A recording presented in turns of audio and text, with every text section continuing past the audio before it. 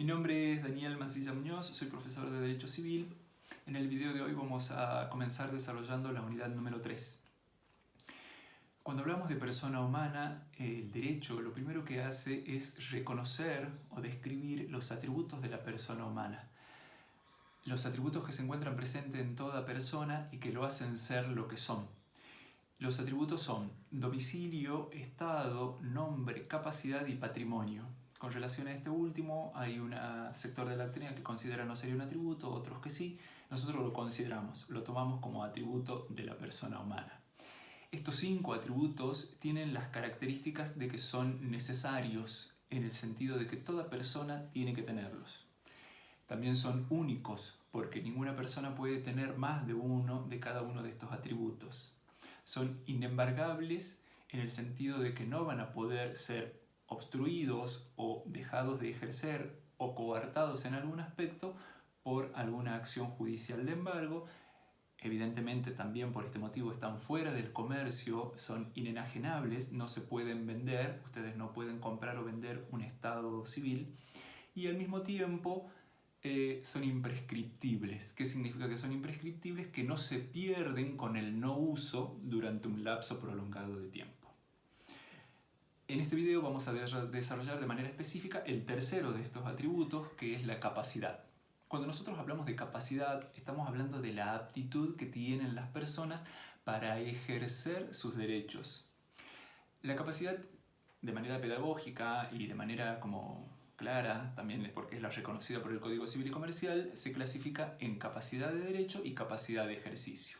La capacidad de derecho es como esta aptitud que tiene toda persona para poder adquirir derechos, para poder contraer obligaciones y para poder desarrollarse a lo largo de su vida, se encuentra contenida en el artículo número 22, cuando dice que toda persona humana goza de la aptitud para ser titular de derechos y de deberes jurídicos.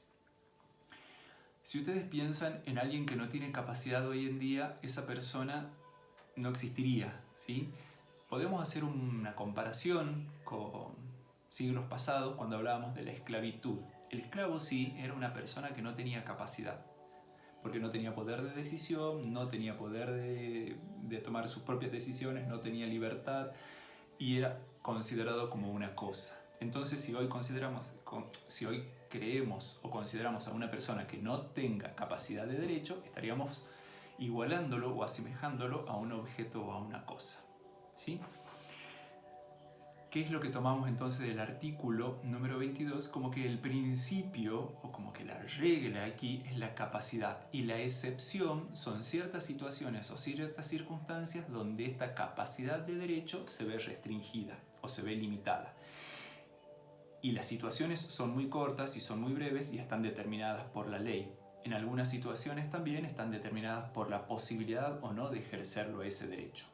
Por ejemplo, el artículo 1022 menciona a 2 tipos de personas que no podrían ejercer sus derechos, pero lo hacen de una manera específica.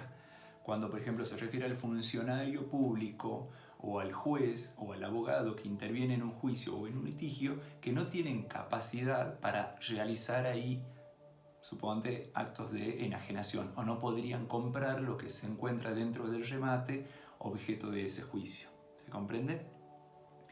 Cuando nosotros consideramos esta capacidad como regla y la incapacidad como excepción, también vamos a considerar esta situación de que al titular le falta cierta aptitud, ¿sí? Que no lo puede ejercer porque está faltando en él esa aptitud, o porque la ley lo está determinado en cierto sentido, o porque la ley también, amparando o considerando el interés público, lo restringe para determinadas personas, ¿sí? Frente a la capacidad de derecho se encuentra en el artículo 23 la capacidad de ejercicio.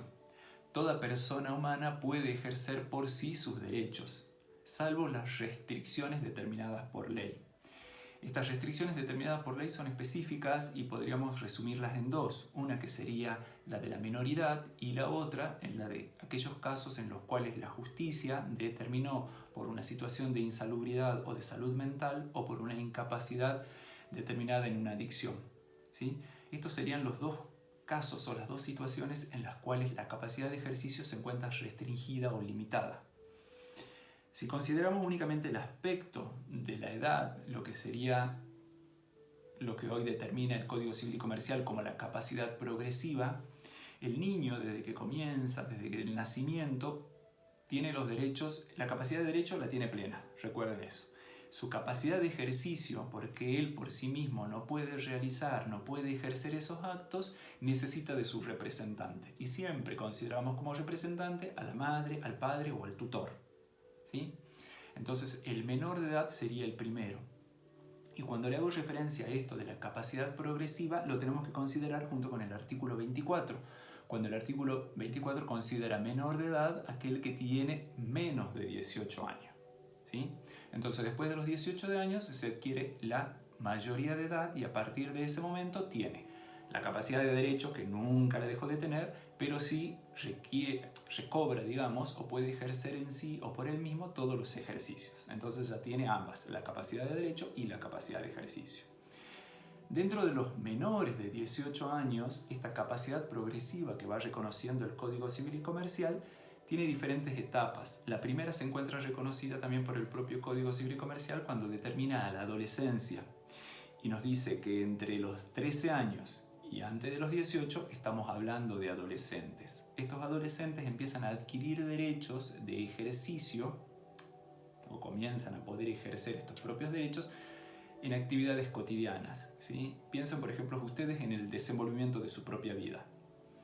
Desde que ustedes empiezan a incrementar años, podríamos decirlo, a partir de los 5 años, de los 6 años, de los 7 años, de los 8 años, de los 12 y así sucesivamente, cada vez van pudiendo desenvolverse de manera individual e independiente cada vez más, ¿sí?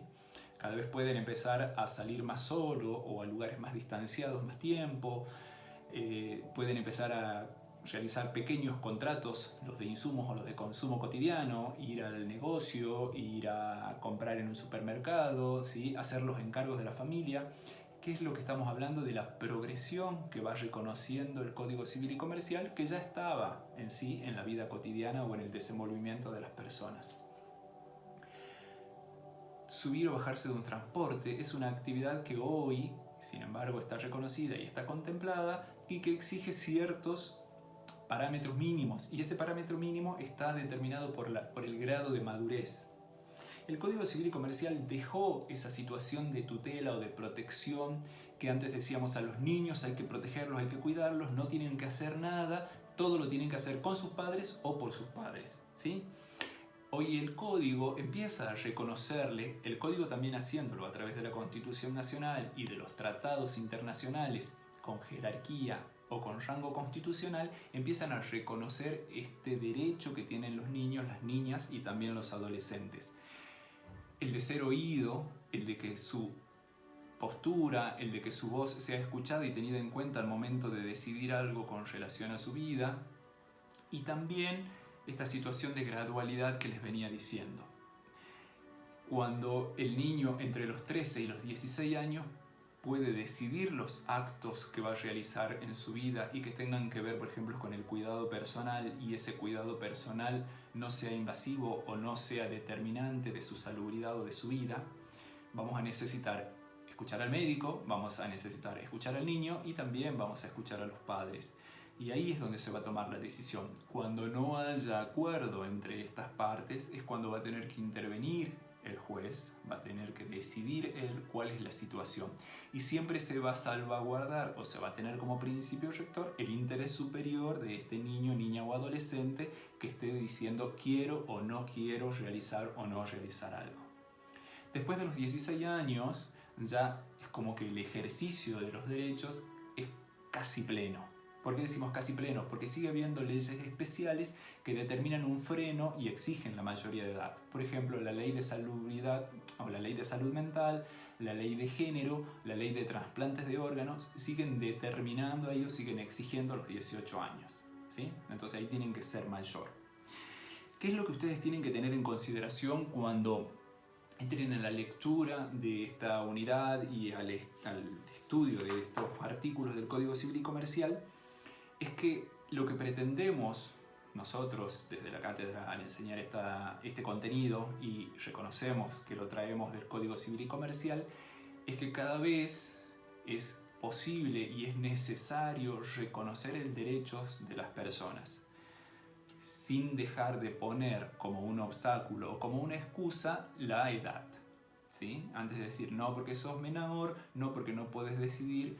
Sin embargo, hoy el código lo hace, y los principios y las garantías y los tratados internacionales también lo hacen, de decir reconozcamos cada vez más posibilidad de ejercicio, permitamos que haga y que determine con su madurez y con la evolución que tiene en su propia vida cotidiana qué es lo que puede y qué es lo que no puede hacer. ¿Sí? Nosotros después de esto también vamos a desarrollar diferentes posibilidades de cómo se adquiere como una capacidad de ejercicio anticipada, ¿sí? A través de la emancipación y de otros medios. También ustedes van a tener como una asignación que va a estar en el link donde dice tareas, una actividad que vamos a realizar en concreto y ya atendiendo y considerando a cómo ingresa un menor de edad, o sea, ¿qué es menor de edad? Ustedes recuerden, un menor de edad a la actividad profesional o al ejercicio profesional de una actividad, ¿sí? Esa va a ser la actividad. Los invito, como lo hice anteriormente, a que lean el Código Civil y Comercial, a que lean los apuntes y fichas de cátedra para poder desarrollar la actividad que está a continuación. Gracias.